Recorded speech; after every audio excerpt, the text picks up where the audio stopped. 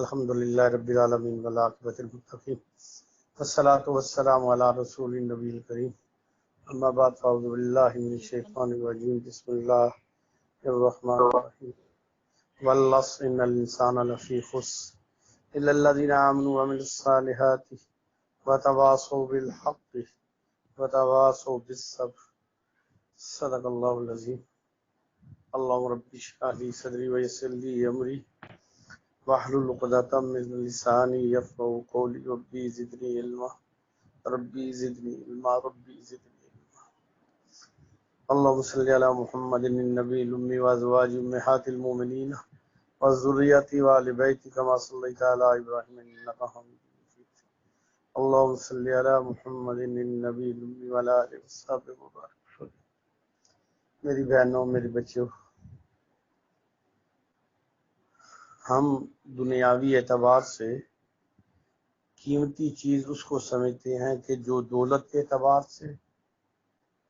سونے کے اعتبار سے، یعنی سونا چاندی جیسے ہوتا ہے، سونے کے اعتبار گولڈ جسے کہتے ہیں اس کے اعتبار سے، یا مکان کے اعتبار سے، یا شان شوکت کے اعتبار سے، عزت کے اعتبار سے، بہترین مہنگی گاڑی، بہترین مکان، بینک بیلنس، تو ہم قیمتی چیز اسے سمجھتے ہیں اور اسی کی قیمتی سمجھنے کی وجہ سے اسی کی تگ و دو میں لگے رہتے ہیں۔ ہمیں خوابیں بھی یہی آتی ہیں، خیال بھی یہی آتے ہیں، حل میں مزید، حل میں مزید، اور جمع ہو جائے، اور جمع ہو جائے، لیکن آپ نے کبھی خیال نہیں کیا کہ یہ جتنی بھی قیمتی چیزیں جن کا میں نے تذکرہ کیا، اس کے علاوہ بھی جتنی قیمتی، عورتوں کو زیورات سے عشق تک ہوتا ہے، اتنا زیادہ گولڈ اکٹھا کر لیتی ہیں۔ اگر 5-6 شادیاں اکٹھی آ گئی ہیں تو ہر فنکشن پہ ہر روز ایک نیا سیٹ پہنا ہو، نیا جوڑا پہنا ہو، نئی جوتی پہنی ہو، نیا ہاتھ میں پرس ہو، بعض برقع بھی بدلتی ہیں۔ تو یہ ایک اسی طرح ہی بعض کو جن کو اللہ نے پیسہ اچھا دیا ہوتا ہے وہ اپنی گاڑیاں بدلتے رہتے ہیں، جلدی جلدی بدل لیتے ہیں۔ ایک ہوتا ہے مجبوری میں بدلنا، ایک ہوتا ہے نہیں جی بس ٹھیک ہے اب دوسری لے لینی ہے، سستی بھی بھیج دیتی ہے۔ تو یہ اسی طرح ہی مکان میں بھی میں نے دیکھا ہے کہ جب یہ چسکے پڑ جاتے ہیں تو مہنگے سے مہنگا مکان، اچھی سے اچھی آرائش بھی اچھی نہیں لگتی۔ جب آدمی اپنے سے کسی بڑے کے گھر سے ہوا آتا ہے، دیکھ آتا ہے، تو پھر اپنا گھر ویران لگتا ہے، اپنا گھر ویران لگتا ہے، اچھا نہیں لگتا۔ حضرت عبداللہ بن مبارک رحم اللہ بہت بڑے شان شوکت والے تابعین میں آتے ہیں۔ حضرت امام حنیفہ رحمۃ اللہ علیہ کے شاگرد بھی تھے اور آپ کی جو مجلس شورا کے 40 افراد تھے اس کے ممبر بھی تھے، اور امت میں بہت بڑے محدث ہیں۔ اتنے بڑے محدث ہیں، اتنی بڑی شان ہے جس کو شان کہتے ہیں کہ حدیث کی کتب میں جب بھی ہم پڑھتے تھے حدیث تو کسی حدیث کے شروع میں نام عبداللہ آ جائے تو عبداللہ ہر زمانے میں زیادہ لوگوں کا نام رہا ہے، محمد، عبداللہ، عبد الرحمان، احمد، یہ نبی صلی اللہ علیہ وسلم کے نام بہت کم ہو گئے، پہلے زیادہ ہوتے تھے۔ تو عبداللہ نام تو حدیث کا ایک قانون ہے کہ جب بھی کسی کا نام لکھا جائے تو اس کے والد کا نام ضرور لکھا جاتا ہے کہ تاکہ پتہ چلے یہ کون ہے عبداللہ۔ لیکن جس حدیث کے شروع میں، ابتدا میں حضرت صرف عبداللہ لکھا ہے تو وہ عبداللہ بن مبارک ہے۔ پوری حدیث کی کتابوں میں ایک ہی واحد شخص ہے جس کی سند، جس کی شان، ورع، تقوی، جس کا علم، جس کی اللہ کے ہاں قبولیت ہے، قال عبداللہ، بس کافی ہو گیا، ورنہ سب کے نام لکھنے پڑتے ہیں، ان کا عبداللہ بن مبارک نام نہیں لکھتے۔ اور جس حدیث کے آخر میں عبداللہ نام آئے اور والد کا نام نہیں ہوگا وہ عبداللہ بن مسعود ہو، ورنہ عبداللہ بن عمر بھی ہیں، عبداللہ بن عباس بھی ہیں، عبداللہ بن عمر بھی ہیں، اور بھی صحابہ ہیں،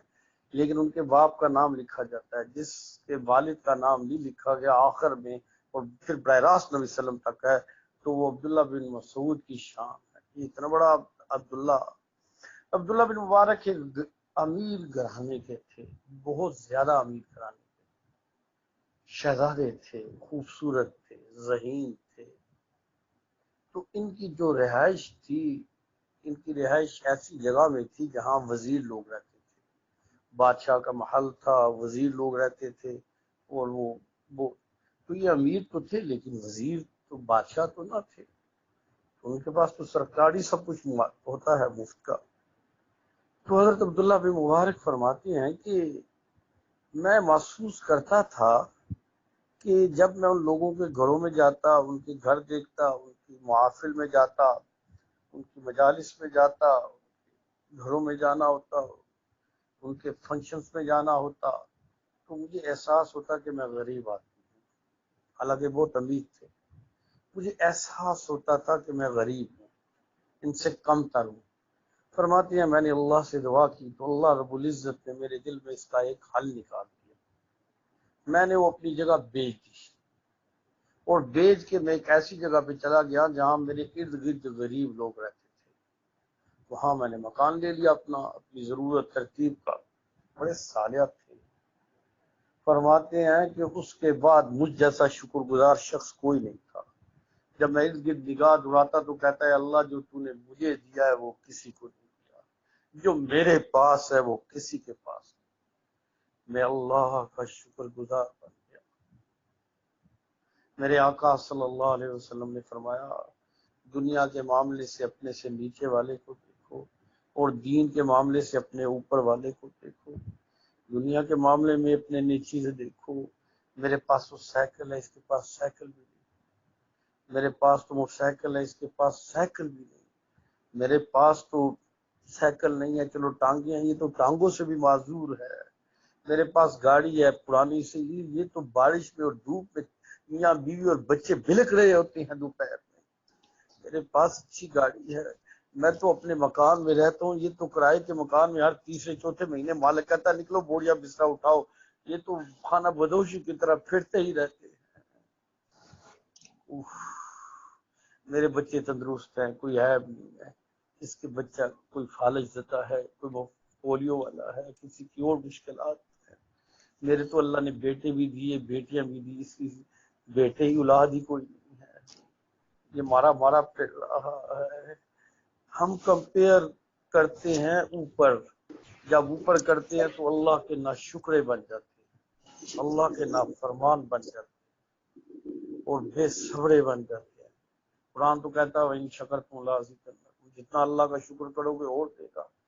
لیکن جب ہم نیچے دیکھنا شروع کر دیں گے، آپ نے دیکھا ہے کہ چلتے ہوئے کوئی اگر اوپر ایسے منہ کر کے چلے تو نیچے پتھر آ جائے، گھڑا آ جائے، گٹر آ جائے، کوئی سانپ بچھو آ جائے تو اس کو اپنا کام کر جائے گا، اور اس کو لو لہان گئے اس میں گر جائے گا۔ لیکن جس کی نگاہ زمین پہ ہوگی وہ ہر چھوٹی کیلے کے چھلکے سے بھی بچ جائے گا، اس کی نگاہ نیچے جا رہی ہے، وہ پتھر کی ٹھوکر بھی نہیں کھائے گا، آگے گٹر آ گیا تو بچ جائے گا۔ ہم جب اوپر دیکھ رہے ہوتے ہیں تو ہم نیچے دیکھ ہی نہیں رہے ہوتے، اور نیچے ہم کہاں گر جاتے ہیں، جب گر چکے ہوتے ہیں تو پھر باہر بھی نکل سکتے۔ تو میں آپ سے گزارش کرتا ہوں، میں زندگی گزاری ہر طبقے کے لوگوں سے، دنیا داروں میں بھی رہا ہوں، بڑے امیر لوگ بھی دیکھے ہیں، بڑے مالدار بھی دیکھے ہیں، عہدے والے بھی دیکھے ہیں، دیندار بھی دیکھے ہیں، صوفی بھی دیکھے ہیں،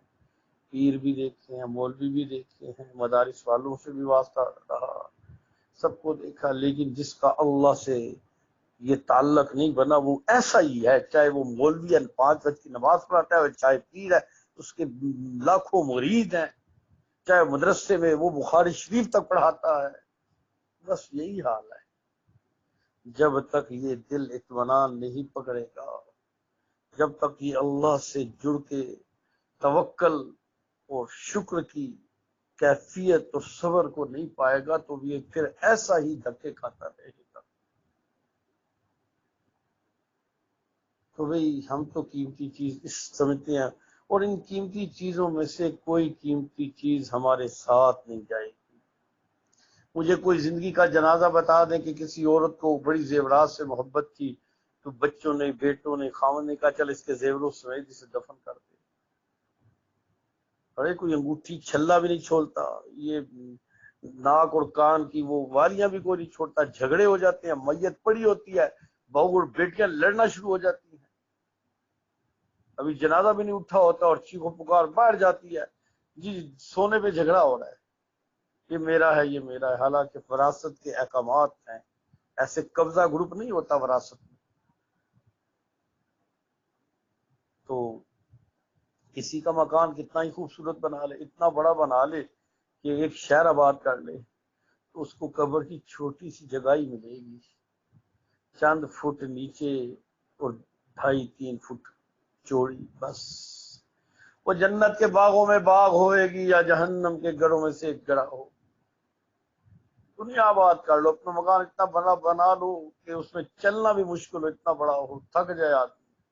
لیکن قبر کی وہ چھوٹی سی قبر جس میں سارے اپنے ہاتھوں سے چھوڑیں گے، مٹی ڈالیں گے، دفنائیں گے، پھر کچھ عرصے بعد کوئی آیا ہی بھی نہیں کرے گا، بھول بھی جائیں گے۔ ہائے، آگے گاڑی ہے بڑی خوبصورت ہے، لی تھی، لیکن قبر میں کوئی دفن نہیں کرے گا۔ ساری چیزیں بڑی قیمتی ہیں، بظاہر قیمتی ہیں، لیکن ان میں سے یہ ہماری دنیا کے استعمال کے لیے ان میں سے کوئی چیز جانے والی، اور ان ساری چیزوں میں آپ کو پتہ ہے کہ سب سے قیمتی چیز جو ایمان ہے، ایمان ہوگا تو اعمال قبول ہوں گے، ایمان نہیں ہوگا تو اعمال قبول نہیں ہوں گے۔ اور اس کے بعد حضرت سیدنا عمر فاروق رضی اللہ تعالیٰ سے روایت ہے، اب بچیاں غور سے سنیے، فرمایا کہ ایمان کے بعد، ایمان کا مقابلہ ہی کوئی نہیں، اسی کی بنیاد پہ آدمی جنت میں جائے گا۔ ایمان کے بعد دوسری قیمتی چیز نیک بیوی ہے، ایمان کے بعد جو قیمتی اثاثہ ہے وہ نیک بیوی ہے، وہ اس کی بھی عزت کی محافظ ہے، اس کے بچوں کی تربیت کی بھی محافظ ہے، بچوں کی عزت کی محافظ ہے، اور وہ ایک معاشرے کا مثبت کردار ادا کرنے والی عورت ہے۔ یہ دو چیزیں تو، تیسری وہ چیز ہے قیمتی کہ جس کو قیمتی نہیں سمجھا جاتا، ضائع کیا جاتا ہے، جیسے برف نکال کے رکھ دیں تو ضائع ہو جاتی ہے، وہ وقت ہے۔ مجھے تو ہر طبقے میں زندگی گزری، کالج میں بھی پڑھا ہوں، مدرسے میں بھی پڑھا ہوں، جاب بھی کی، کاروبار بھی کیا، ہر طرح کے لوگوں سے واسطہ بھی رہا، تو لوگ اکثر کہتے ہیں جی وقت بھی گزرتا بوریت ہوتی ہے۔ یہ سب سے قیمتی ایک وقت ہے، جو بنا لیا جائے تو جنت بن جاتا ہے، بگاڑ لیا جائے تو جہنم بن جاتا ہے۔ کچھ لوگ تاش کھیل کے، کچھ لڈو کھیل کے، کچھ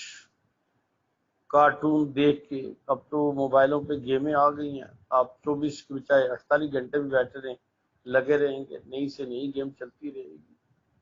اسی طرح میسج والے کام آ جاتے ہیں، یوٹیوب کھولو تو پھر تو کئی دن بھی کام چل جاتا ہے، آدمی تھکتا ہی نہیں ہے۔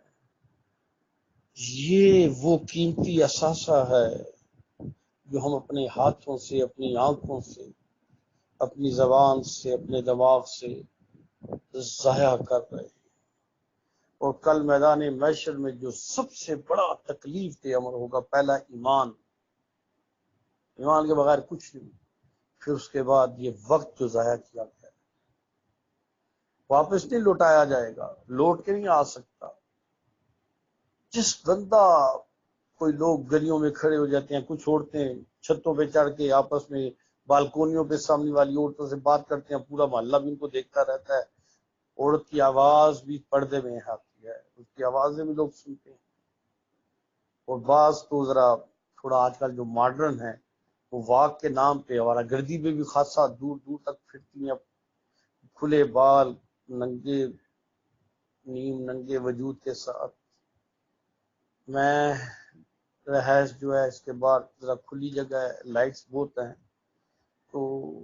رات کو بعض عورتیں، جن میں جوان بچیاں بھی ہوتی ہیں، عورتیں بھی ہوتی ہیں، بغیر مردوں کے رات کو 1-1.5 بجے تک پھرتی رہتی ہیں، یہ وقت گزار رہے ہیں، یہ جو وقت گزار نہیں رہے، یہ وقت تباہ کر رہے ہیں۔ ضائع بھی نہیں، تباہ کر رہے ہیں، اس زندگی کا حصہ اجاڑ رہے ہیں، اس چمن کو برباد کر رہے ہیں اور اپنے ہاتھوں سے کر رہے ہیں، اپنے ہاتھوں سے کر رہے ہیں۔ تو بھئی یہ جو بوریت والا ہے نا، بوریت اس لیے ہوتی ہے کہ ایک بندے کو یقین نہیں میرا اللہ میرے پاس، اللہ سے باتیں کرے، اللہ کے ساتھ تعلق بنائے، قرآن مجید کی تلاوت، درود شریف کی کثرت، اعمال، استغفار، اور کوئی نیکی کے کام، اور کتابیں پڑھ لے جس میں سیرت کی کتابیں، صحابہ کے واقعات، اہل بیت کے واقعات، ان کی کیفیت اور برکت نصیب ہوتی ہے۔ دعائیں صبح شام کی سیکھے، ایک دعا روز سیکھے تو آپ دیکھیں کہ ایک سال میں آپ اتنی دعائیں سیکھ لیں گے کہ ایک کتاب بن جاتی ہے جو زبانی آپ کو آتی ہے۔ ایک کتاب روز ایک آپ سنت کی دعا کا سیکھنے کا عمل بنائیں،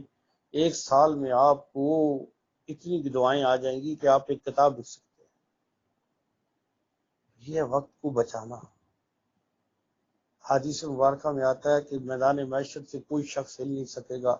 جب تک کہ 5 باتوں کا جواب نہیں دے گا۔ زندگی کہاں گزاری، جوانی کیسے گزری، جوانی میں انسان سے غلطیاں، گناہ، قوت ہوتی ہے نا، دماغ خراب ہوتا ہے، چاہے مرد ہے چاہے عورت ہے۔ مال کہاں سے کمایا، جیسے ہم کمانے میں حلال کے مکلف ہیں کہ حرام نہیں کمانا، اس طرح مال کو لگانے میں بھی ہم مجبور ہیں، پابند ہیں کہ اسے اپنی مرضی سے ضائع کرنے، لوگوں میں شہرت کے لیے، اشتہار بازی کے لیے، ریا کے لیے، اپنے نفس کی تسکین کے لیے، تو کل جواب دینا پڑے گا۔ اور آخری 5ویں بات کہ جو اپنے علم کے مطابق کیا عمل کیا۔ تو میری آپ سے گزارش ہے کہ اپنے وقت کو پابند کیجیے، اپنی ٹائم ٹیبل کو بنائیں۔ آپ نے جو تلاوت کرنی ہے اگر ایک ٹائم میں چھوٹ گیا تو دوسرے ٹائم میں کریں۔ حدیث آتی ہے نبی صلی اللہ علیہ وسلم مدینہ طیبہ میں ایک جگہ دور سے لوگ آ کے ٹھہرے تھے، تو آپ صلی اللہ علیہ وسلم عشاء مسجد نبوی میں پڑھا کے وہاں آ جاتے روز، تو ان کو تبلیغ کرتے، سکھاتے، تربیت فرماتے۔ ایک دن ایسا ہوا کہ آپ صلی اللہ علیہ وآلہ وبارک وسلم بڑی دیر ہو گئی تشریف نہ لائے، تو وہ پریشان ہو گئے صحابہ